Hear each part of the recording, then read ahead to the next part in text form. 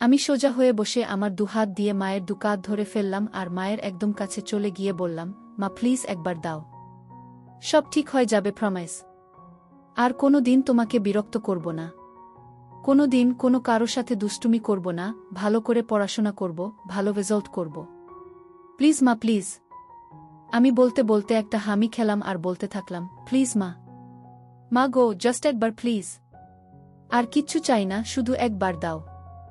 আমি অভ্রনীল, পুরো নাম অভ্রনীল ঘোষ চৌধুরী, মা ভালোবেসে রুদ্র বলে ডাকে, বয়স 18 বছর, এবং এটা আমার গল্প, বা বলা যেতে পারে আমার এবং আমার মায়ের গল্প। এটা একটা সত্যি ঘটনা, তাই আমি চাই যে আমার দর্শকরা পূর্ণ সত্যিটার সাথে পরিচিত হোক।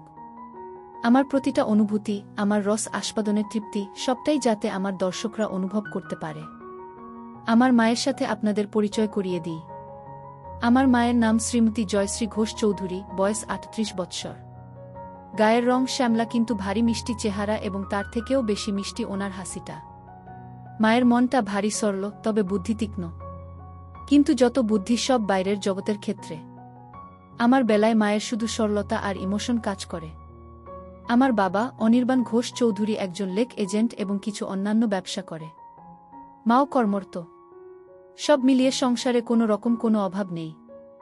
আমি স্কুলে পড়ি, বর্তমানে ক্লাস 9। বাড়িতে আমরা 3 জন ও আমার ঠাকুমা থাকি। ঠাকুমার বয়স 80 বছর। উনি বেশিরভাগ সময় ওনার রুমেই থাকেন এবং ঈশ্বর আরাধনায় নিজেকে মগ্ন রাখেন। আমার মায়ের প্রতি কোনো রকম কোনো দৃষ্টি শুরুতে আমার ছিল না। ছোটবেলায় সব ছেলেরা যে চোখে নিজের মাকে দেখে, আমিও সেভাবেই দেখতাম। কিন্তু আমার একটা বৈশিষ্ট্য ছোটবেলার থেকেই ছিল, মোটামুটি 12 বছর বয়স থেকে, সেটা হচ্ছে নেক ফিহেস, বা মহিলাদের গলার প্রতি এক অদ্ভুত আকর্ষণ। আর আমার মায়ের প্রতি আমার সূত্রপাত ঘটে আমার এই ফিহেসের দ্বারা। আমি শুরুতে ফেটিশ কি জিনিস জানতাম না, শুধু দেখতাম যে মহিলাদের গলা দেখতে অথবা ছুতে আমার খুব ভালো লাগত। সে বয়সে মহিলা বলতে তো শুধুমাত্র স্কুলের শিক্ষিকারা। মায়ের দিকে শুরুতে সেই দৃষ্টি পড়েনি। তখন শুধু স্কুল শিক্ষিকাদের গলা নানা বাহানায় স্পর্শ করতাম এবং তাতেই তৃপ্তি পেতাম। আস্তে আস্তে বয়স বাড়ল। বয়সের সাথে সাথে আমার পিপাসাও বাড়ল। কিন্তু নেক ফেটিশটা বা মহিলা গলার প্রতি লোভটা কিন্তু আমার রয়ে গেল। যখন আমার বয়স 18, তখন হঠাৎ একদিন আমার দৃষ্টিতে মা ধরা দিল। তখন গরমের ছুটি চলছিল। আমি বাড়িতে, বাবা বাইরে কাজে গেছেন, ঠাকুমা নিজের রুমে নিজের মনে আছেন এবং মায়েরও কোনো কারণে অফিস ছুটি, তাই মা ও বাড়িতে। সেদিন অসম্ভব গরম পড়েছিল আর আমরা সবাই গরমে ঘেমে একাকার। আমি ড্রয়িং রুমে বসে টিভি দেখছিলাম আর মা রান্নাঘরে কাজে ব্যস্ত ছিল। আমার পিপাসা পাওয়াতে গেলাম রান্নাঘরে জল খেতে। রান্নাঘরে গিয়ে দেখি মা মাটিতে বসে সবজি কাটছে। রান্নার লোক সেদিন আসেনি। রান্নাঘরে ফ্যান না থাকার জন্য মায়ের একেবারে নাজেহাল অবস্থা। পুরো শরীর ঘামে একেবারে ভিজে গেছে। তখনও আমার মনে মায়ের প্রতি কোনো পাপ চিন্তা ছিল না। আমি নির্বিকার মনে জল খাবার জন্য মায়ের পেছনে রাখা শেলফ থেকে জালের বোতল নেবার জন্য মায়ের পাশ দিয়ে মায়ের পেছনে চলে গেলাম। জলের বোতল নিয়ে আমি জল খেতে খেতে সামনের দিকে, মানে মায়ের দিকে ঘুরলাম। মা আমার ঠিক সামনে বসে সবজি কাটছিল আর আমি একদম মায়ের পেছনে। আমাদের রান্নাঘরটা ছোট। মায়ের কাছাকাছি দাঁড়ানো সত্ত্বেও এর আগেই কোনোদিন কোনো পাপ চিন্তা আমার মনে আসেনি। কিন্তু সেদিন জল খেতে খেতে হঠাৎ কি মনে হলো, একবার নিচে মায়ের দিকে তাকালাম। দেখে আমি আর থাকতে পারলাম না, অনুভব করলাম আমার ওটা দাঁড়িয়ে পড়েছে। সেদিনই তখন জীবনে প্রথমবার আমার মনে আমার মাকে নিয়ে লোভ জন্মালো। আমি ভাবতে থাকলাম, আমি আমার স্কুল শিক্ষিকাদের ক্ষেত্রে যেরকম বাহানা দিয়ে ওনাদের স্পর্শ করতাম, সেরকম একটা বাহানা করতে থাকলাম মনে মনে। এক সময় আমি মাকে বলে উঠলাম, মা, মা বল কি হয়েছে? মা তোমার গলায় কি একটা আছে? মা আমার গলায়? আমার গলায় আবার কি থাকবে? না মা, তোমার গলায় কি একটা লেগে আছে। মা, কই, বলে মা নিজের হাত দিয়ে একটু নিজের গলাটা পরিষ্কার করার চেষ্টা করল। এদিকে আমি তো নিজেকে সামলাতে পারছিলাম না। আমি বললাম, হয়নি মা, এখনো লেগে আছে। মা নিজের ঘামে ভেজা গলা আর ঘাড় হাত দিয়ে মুছতে মুছতে বলল, এখনো আছে? কি লেগে আছে রে? আমি দূর থেকে বুঝতে পারছি না। আমাকে তোমার গলার কাছে গিয়ে দেখতে হবে। মনে হয় পিঁপড়ে বা এমনি নোংরা। আমি তোমার গলার কাছে এসে দেখব মা, কি লেগে আছে। মা, আচ্ছা থাক লেগে। আমার গলায় কি লেগে আছে না আছে তোকে দেখতে হবে না। তুই পড়তে বসগে, যা। শুধু পড়ায় ফাঁকি দেয়া। সকাল থেকে তো পড়তেই বসলি না। আমার মনটা খারাপ হয়ে গেল। ভাবছিলাম এই সুযোগটা হাতছাড়া হয়ে গেল বুঝি। কিছু একটা করতে হবে। আমি বললাম, হ্যাঁ যাচ্ছি পড়তে, কিন্তু তোমার গলায় ওটা লেগেই থাকবে? দেখতে কেমন একটা লাগছে। মা, কি এমন লেগে আছে রে? কি? এই বলে মা আবার নিজের দুহাত দিয়ে নিজের গলাটা ভালো করে ম্যাসেজ করার মতো ডোলে পরিষ্কার করার চেষ্টা করল। আমি, উহু, এখনো লেগে আছে, যায়নি।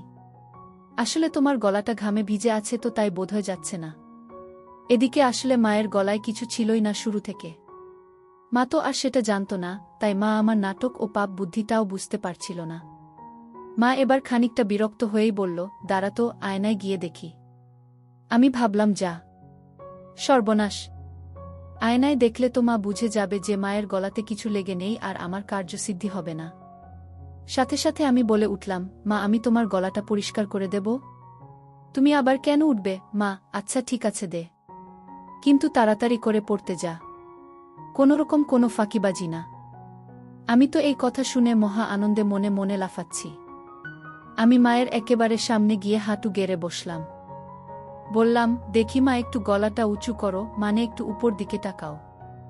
মা আমার কথা মতন একটু মাথা উঁচু করল।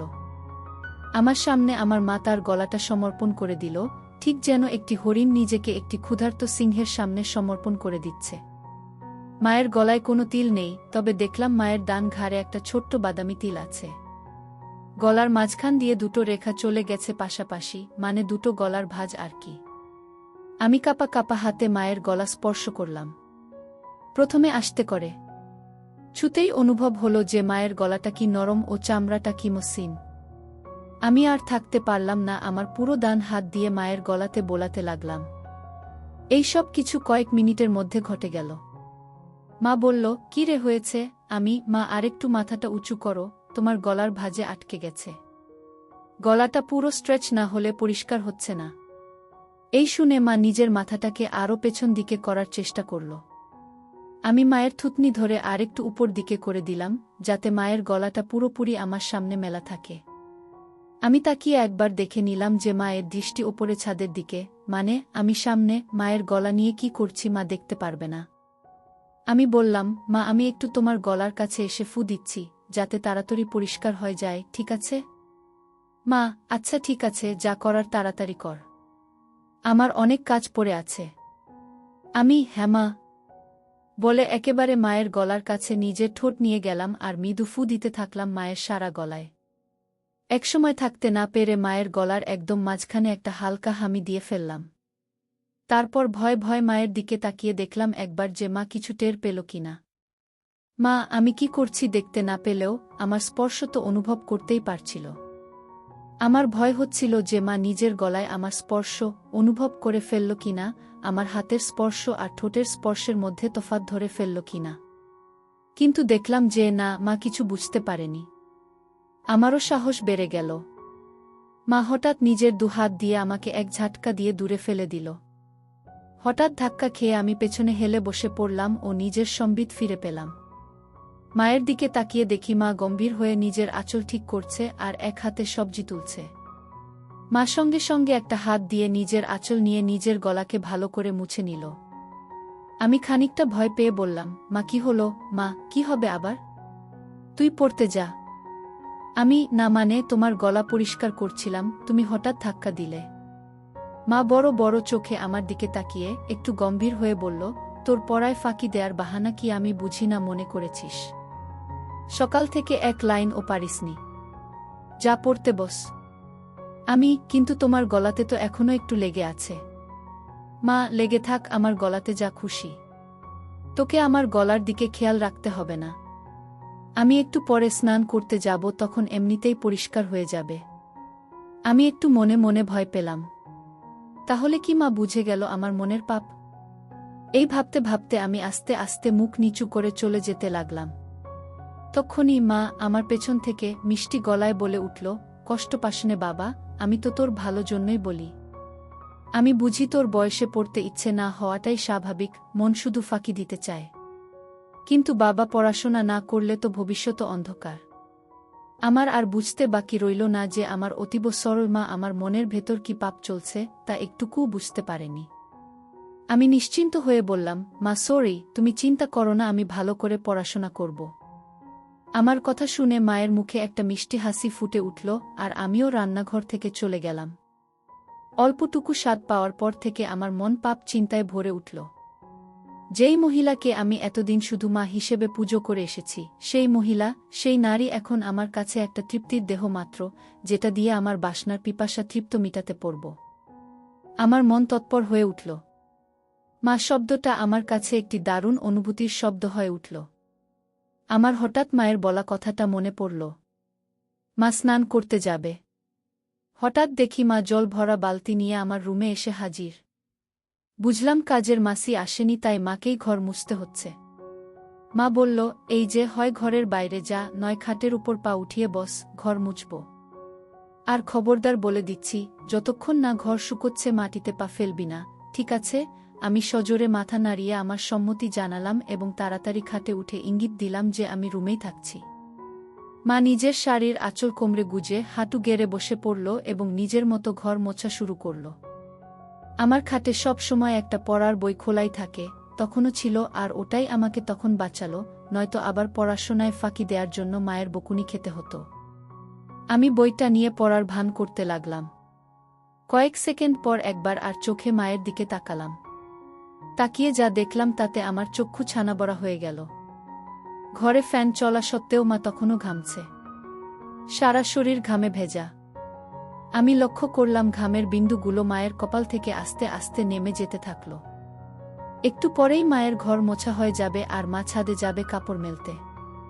আজকে ছুটির দিন, তাই নিশ্চয় মা প্রচুর কাপড় ধুয়েছে এবং তাই বেশ সময় লাগবে কাপড় মেলতে। ঠাকুমাকে নিয়ে চিন্তা নেই, উনি শুধুমাত্র সন্ধে বেলা একটু ঘর থেকে বেরোন। এই দুপুরের সময়টায় উনি নিজের ঘরেই থাকেন। আমি অপেক্ষা করতে থাকলাম কখন মা ছাদে যায়। এক সময় মা হাঁক পারল, রুদ্র, আমি ছাদে যাচ্ছি, ঘরের দিকে নজর রাখিস। ঠাকুমা কানে শোনে না, তাই ঘর ফাঁকা হলে কাউকে ঘরের খেয়াল রাখতে হয়। যাই হোক, আমি যেই সুযোগের অপেক্ষায় ছিলাম সেটা পেয়ে গেলাম। আমার পকেট স্ক্রুড্রাইভার আর পকেট হাতুড়ি নিয়ে আমি চললাম মায়ের বেডরুমের দিকে। মায়ের বাথরুমের দরজাটাকে দুপাশ থেকেই ভালো করে পর্যবেক্ষণ করলাম। প্রথমবারে কোনো ফুটো পেলাম না। মনটা একটু খারাপ হলো। এই ভারী কাঠের দরজায় তো আর এই পলকা দিয়ে এত কম সময় নতুন করে ফুটো করা যাবে না। কিন্তু আমি আবার বিশ্বাস নিয়ে খোঁজ শুরু করলাম। অবশেষে দেখলাম যে দরজার ভেতর দিক থেকে একটা ছিদ্র শুরু হয়েছে, কিন্তু সেটা এখনো এপার ওপার হয়নি। আমি সঙ্গে সঙ্গে আমার হাতিয়ার দিয়ে ফুটোটাকে বড় এবং সম্পূর্ণ করতে লেগে গেলাম। সফল হওয়ার পর ফুটো দিয়ে দেখলাম যে পুরো বাথরুমের ভেতরটাই পরিষ্কার দেখা যাচ্ছে। আমি আনন্দে আত্মহারা হয়ে উঠলাম। আমি মায়ের বেডরুম থেকে যাওয়ার আগে ফুটোটাকে সাময়িকভাবে একটা ছোট্ট কাঠের টুকরো দিয়ে বন্ধ করে আসলাম, যাতে মায়ের সন্দেহ না হয়। এরপর অপেক্ষা করতে থাকলাম কখন মা স্নানে যায়। এক সময় মা ছাদ থেকে আসলো এবং আমি স্নানে গেলাম বলে সোজা বেডরুমে চলে গেল। মা নিজের বেডরুমের দরজা ভেতর থেকে বন্ধ করতে যাচ্ছিল, তখন আমি বিপদ দেখে বলে উঠলাম, মা, রুমের দরজা বন্ধ করো না, যদি আমার কিছু লাগে। মা, আমাদের রুমে আবার তোর কি কাজ? আমি, না মানে, দরকার তো পড়তেই পারে। তোমারও তো দরকার পড়তে পারে। হঠাৎ যদি কিছু লাগে তোমার, যেমন সাবান বা কিছু। কখন কি দরকার পড়ে কেউ বলতে পারে। বাথরুমের দরজা তো আর খোলা রাখতে বলছি না, রুমের দরজাটাকে খোলা রাখতে বলছি। আমি খানিকটা ঠাট্টা করে বললাম। মা, হ্যাঁ ঠিক আছে, তোকে অত পাকামো করতে হবে না। খোলা রাখছি রুম। বাড়ির দিকে খেয়াল রাখিস। আমি গেলাম স্নানে। আচ্ছা মা। মা বাথরুমে ঢোকার 2 সেকেন্ডের মধ্যে আমি মায়ের রুমে ঢুকে একেবারে বাথরুমের দরজার সামনে চলে গেলাম। স্ক্রুড্রাইভার দিয়ে খুঁচিয়ে দরজার ফুটোটার থেকে কাঠের টুকরোটা বের করতে আমার বেশি সময় লাগল না। আমার সামনে তখন আমার যত্নে তৈরি করা দরজার বড় ফুটোটা খোলা। আমার মনে হচ্ছিল যেন স্বর্গের জানালা কেউ খুলে দিয়েছে আমার চোখের সামনে। নিজেকে সামলাতে না পেরে আমি আস্তে আস্তে নিজের চোখটা ফুটোর দিকে নিয়ে গেলাম। মনে নানান ভাবনা চলছে। আমার হৃৎপিণ্ড এত জোরে লাফাচ্ছিল যেন শরীরের বাইরে বেরিয়ে আসবে। এত জোরে বুকের শব্দ হচ্ছিল যে ভয় হচ্ছিল মা না শুনতে পেয়ে যায়। ভাবছিলাম যে আজকে আমি যেটা দেখব এটা পৃথিবীর যে কোনো ছেলের জন্য নিষিদ্ধ। আমি বুঝলাম মা এখুনি বেরোবে বাথরুম থেকে। আমি সাথে সাথে ফোনের রেকর্ডিং স্টপ করলাম। দরজার ফুটোটাকে আবার কাঠের টুকরো দিয়ে সযত্নে বন্ধ করে দিলাম ছুট নিজের ঘরের দিকে। নিজের ঘরে পৌঁছনো মাত্র শুনতে পেলাম মা বাথরুমে থেকে বেরিয়ে এসেছে। মনে মনে হাফ ছেড়ে বাঁচলাম। আমার মনে তখন পরম আনন্দ, যেন বিশ্ব জয় করে এসেছি। আমার মন ব্যাকুল হয়ে উঠল মাকে পাওয়ার জন্য। মনে মনে প্ল্যান ভাবতে থাকলাম, কিন্তু কোনো প্ল্যান মাথায় আসছিল না। এদিকে মায়ের অফিস শুরু হয়ে গেল। মাকে একা পাওয়ার সুযোগ হচ্ছিল না। আমার মন তরপাতে থাকল। দিনের পর দিন আমি মন মরা হয়ে যেতে থাকলাম। পড়ায় মন বসছিল না। টিউশন টিচারের কাছ থেকে আমার নামে নালিশও আসে মায়ের কাছে। মা আমাকে নিয়ে একদিন বাবার সাথে সন্ধে বেলা বসে জিজ্ঞেস করে কি হয়েছে আমার, বোঝায় ভালো করে পড়তে।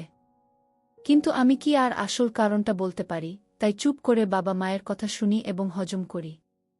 এভাবে বেশ কিছু দিন কেটে যায়, আমার মানসিক ও শারীরিক পরিস্থিতির উন্নতি হয় না। মা বাবাও হাল ছেড়ে দেয়, বোধহয় ভেবেছিল যে স্কুল খুললে রুটিন এ চলা শুরু হবে, তখন সব ঠিক হয়ে যাবে আমার। কিন্তু একমাত্র আমিই জানি আমার কিসে উন্নতি হবে। এভাবে প্রায় এক যায়। আমি আমার 15তম জন্মদিন পার করি। আমি আর নিজেকে শান্ত রাখতে পারতাম না। মাকে ধরার সময় নিয়ন্ত্রণ হারিয়ে মায়ের গলায় কামড়ে দিলাম। অমনি মা আমাকে ঠেলে সরিয়ে দিয়ে বলল, শর্ত রুদ্র, বেয়াদব কথাকার, আজকাল একটু বেশিই গায়ে পড়ছিস। আমার এসব ভালো লাগে না। গরমের মধ্যে গা ঘেঁষাঘেঁষি। আগে তো এরম করতিস না তুই। আমি কি যে বলো মা। কেন, আমি তো তোমাকে আদর করে আগেও ধরতাম। মাসে যাই হোক, হেফতে ওই হিন্দি আর ইংরেজি সিরিয়াল সিনেমা দেখে তোর এইসব ভীমরতি চেপেছে। আমাদের বাঙালিদের মধ্যে ছেলেরা বড় হয়ে গেলে মায়ের থেকে দূরে দূরে থাকে, এরম গা ঘেঁষাঘেঁষি করে না। আর তুই তো একটু বেশিই করিস। ধরার পর কি আমার গলায় ঘাড়ে কামড়ে দিস? এতে পরে আমার ব্যথা করে। দুবার তো দেখেছি কালসিটে পড়ে গেছে। এটা কি তোর নতুন কোনো দুষ্টুমি শুরু হয়েছে, নাকি আমার উপর রাগ করে আমার বকুনির প্রতিশোধ নিস তুই? আমি তো মায়ের কথা শুনে পাথরের মতন দাঁড়িয়ে ভয় পাচ্ছিলাম আর ভাবছিলাম যে মা তবে আমার মায়ের গলায় হামি দেয়া কামড়ানোটা টের পেয়েছে প্রতিবার। আর সেটাই তো স্বাভাবিক। আমিই বোকা, পাপের চোটে গান শূন্যর মতো ওভারকনফিডেন্ট হয়ে যাচ্ছিলাম আস্তে আস্তে। এখন কি হবে? আবার ভাবলাম মা টের পেয়েছে ঠিকই, কিন্তু তার ছেলের আসল মতলবটা এখনো বুঝতে পারেনি। এটা ভাবা মাত্র আমার মনে একটু সাহস আসলো। আমি বললাম, কি যে বলো মা তুমি। এটাতে আমার আবার কি দুষ্টুমি? আমার সব বাঙালি বন্ধুরাও তো তাদের মাকে ভালোবেসে এভাবে ধরে। মা এবার একটু বিরক্ত হয়ে বলল, সে কে কি করছে সেটা আমি জানি না। আমার এটা পছন্দ না, তাই তুই এটা করবি না, ব্যাস। বোঝা গেল। আমি মাথা নেড়ে আমার সম্মতি জানালাম। মা, আর বন্ধুদের থেকে এই সমস্ত বদ অভ্যেস না শিখে ভালো কিছুও তো শিখতে পারিস নাকি? আমি বুঝলাম কথা লাভ নেই। ব্যাপারটা খুব সিরিয়াস দিকে যায়নি, তাই এখানেই ইতি করতে হবে। আমি তাই আবার ঘাড় নিলে বললাম, হ্যাঁ মা, তুমি ঠিকই বলেছ। আমি তোমার কথা মতোই চলব। মা এটা শুনে নিজের রুমে চলে গেল, আর আমিও আমার রুমে হাত দিয়ে কাজ সেরে নিলাম। এর মধ্যে আবার একদিন মা ছুটি পেল এবং বাড়িতেই ছিল। বাবা ভাগ্যবশত কাজে বাইরে। আমার মনের শয়তান জেগে উঠল। মনে মনে ভাবলাম আজকে যে করেই হোক মাকে পেতেই হবে। দুপুরে খাওয়া দাওয়া শেষ করে আমি আমার ঘরে আর মা নিজের ঘরে দুপুরের ঘুম দিতে চলে গেলাম। বিছানায় শুয়ে থাকলাম ঠিকই, কিন্তু ঘুম আর আসছে না। মায়ের ঘরে পৌঁছে আমি আস্তে করে বেডরুমের দরজা ফাঁক করে মায়ের রুমে ঢুকলাম। ঢুকে দেখি মা বিছানার একদম একধারে এসে দরজার দিকে পাশ ফিরে শুয়ে আছে। আমিও এবার নিশ্চিন্ত হয়ে মায়ের পাশে খাটের উপর বসলাম। মা বা দিকে কাত হয়ে শুয়েছিল। আমি এবার সাহস করে মায়ের গলার একদম কাছে চলে গেলাম। কিন্তু বিপদ ঘটল তারপরেই। মায়ের ঘুম সাথে সাথে ভেঙে গেল, আর মা আমাকে ধাক্কা মেরে ফেলে বিছানায় উঠে বসল। মা, কি রে বাবা, তুই কি করছিলিস আমার কাছে এসে? আমি আমতা করতে করতে বললাম, কই মা, কিছু না তো। মা একটু রেগে গিয়ে বলল, কিছু না তো মানে? রুদ্র, দেখ, ভালো চাস তো সত্যি কথা বল। কি করছিলি তুই আমার এত কাছে এসে? আমি কোথায় মা? না না, আমি কোথায় তোমার কাছে ছিলাম? আমি তো তোমার পাশে খাটে বসেছিলাম। আমার আসলে ঘুম আসছিল না, তাই তোমার সাথে গল্প করতে এসেছিলাম। এসে দেখি তুমি ঘুমোচ্ছ, তাই তোমার কাছে বিছানায় সবে একটু বসেছিলাম। ভাবলাম যদি তুমি একটু জেগে থাকো তাহলে আমার সাড়া পেয়ে উঠবে। কিন্তু আমার এত সুন্দর মসৃণ বানানো গল্প মায়ের একটুকুও বিশ্বাস হল না। মা জোরে বলে উঠল, মিথ্যে কথা বলিস না। তোর গরম নিঃশ্বাস আমি আমার ঘাড়ে অনুভব করেছি। বল, কি করছিলি তুই? আমি বললাম, মা, আমি তোমার কাছে কিছু লুকোবো না। আমি তোমাকে খুব ভালোবাসি, কিন্তু আমি জানি না কেন আমার তোমার প্রতি একটা অদ্ভুত আসক্তি আছে। আমার কথা তখনও শেষও হয়নি, মা আমার গালে সপাটে এক থাপ্পড় মারল। আমি প্রায় মাথা ঘুরে বিছানায় লুটিয়ে পড়লাম। মা, তোর লজ্জা করছে না রুদ্র, তোর মাকে এগুলো কথা বলতে? আমি তোর মা। তোকে জন্ম দিয়েছি। মা মানে বুঝিস জানোয়ার? হায় ভগবান, এগুলো কথা তো আমি তোর বাবাকেও বলতে পারবো না। তোর বাবা তো আর তোকে মারতে পারবে না, নিজেই হয়তো মরে যাবে। আমি কাঁদতে কাঁদতে বললাম, মা, আমাকে ক্ষমা করে দাও, কিন্তু তোমাকে না পেলে আমার জীবন বৃথা। আমি জানি না কেন সব সময় শুধু তোমার কামনা আমার মন জুড়ে থাকে। আমার পড়ায় মন বসছে না, রেজাল্ট খারাপ হচ্ছে, এমনকি আমার শরীর ভালো নেই। তুমি তো সবই জানো মা। বিশ্বাস করো, আমি অনেক চেষ্টা করেছি, কিন্তু কিছুতেই তোমাকে পাওয়ার ইচ্ছেটাকে মন থেকে বের করতে পারিনি। আমি সাইকিয়াট্রিস্টের কাছেও গিয়েছি, কিন্তু তাদের কাছেও এর কোনো ট্রিটমেন্ট নেই। আমার অন্য কোনো মেয়েকে দেখলে এমন অনুভূতি হয় না যেমন তোমাকে দেখলে হয়। আমি কি করব বলো মা? মা, থাম রুদ্র, থাম। দোহাই তোকে, তুই চুপ কর। আমার কান আর নিতে পারছে না। আমি চুপ করে নিচের দিকে তাকিয়ে থাকলাম। খানিকক্ষণ পর মাকে একটু শান্ত দেখলাম। বলল, রুদ্র বাবা, শোনো, এটা হয়তো একটা বয়সের প্রবলেম। তুই চেষ্টা কর, দেখবি সময়ের সাথে ঠিক হয়ে যাবে। আমি সাহস করে বললাম, না মা, আমার তোমার প্রতি বাসনা ততদিন কমবে না যতদিন না আমি তোমাকে পুরোপুরিভাবে পাব। মা, তুই একটু বড় হয় যা, তোকে তাড়াতাড়ি বিয়ে দিয়ে দেব। কেন এই বুড়ি মায়ের পেছনে পড়েছিস বাবা? আমার মনে হলো এইবার বোধহয় মায়ের মাতিসুল ভাব জেগে উঠেছে। যেটা চায় যে তার সন্তান সব সময় সুখে থাকে, ভালো থাক। আমি ভাবলাম আমাকে মায়ের এই মনের ভাবকে কাজে লাগাতেই হবে। এই আমার অন্তিম সুযোগ। আমি সাথে সাথে মায়ের পা ধরে বললাম, মা, আমাকে একবার তোমার সাথে দাও। আমার আর এই জ্বালা সহ্য হচ্ছে না মা। মা প্লিজ। মা অল্প অল্প কাঁদতে কাঁদতে বলল, বাবা, এ হয় না। আমি তোর জন্মদাত্রী মা।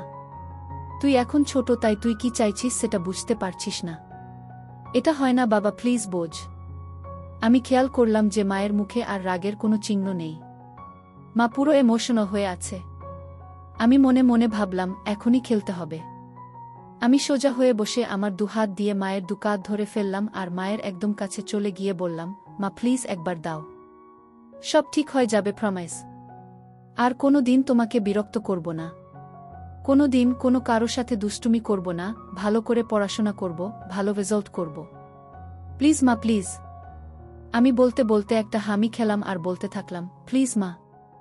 মা গো, জাস্ট একবার প্লিজ। আর কিচ্ছু চাই না, শুধু একবার দাও। মা হঠাৎ একটা চিৎকার করে উঠল। আমি ভয় পেয়ে মায়ের মুখ আমার হাত দিয়ে চেপে ধরলাম আর মাকে বিছানায় ফেলে মায়ের উপর চেপে বসলাম। মায়ের বোধহয় দম আটকে যাচ্ছিল, আমাকে ইশারা করে বলল যে হাত সরাতে। আমি আস্তে করে হাত সরালাম। দেখি মা কিছু বলছে না, শুধু চুপ করে ছাদের দিকে তাকিয়ে আছে। আমি মন্ত্রের মতো শুধু বলে যাচ্ছি, মা প্লিজ। এক সময় মা বলে উঠল, রুদ্র, তুই কি কোনোভাবেই মানবি না? আমি, না মা, তোমাকে আমার চাই চাই। মা প্লিজ রাজি হয়ে যাও, প্লিজ। বোধহয় মা বুঝতে পেরেছিল যে আমি কিছুতেই মানবার পাত্র নই। মা একটা দীর্ঘশ্বাস ফেলল আর মুখটাকে আমার দিক থেকে সরিয়ে ডান দিকে ঘুরিয়ে বলল, ঠিক আছে। আমি যেন আমার কানকে বিশ্বাস করতে পারছিলাম না। এ যেন স্বপ্ন পূরণ। বুঝলাম যে মা নিজের ছেলের খুশির জন্য নিজেকে সমর্পণ করে দিচ্ছে।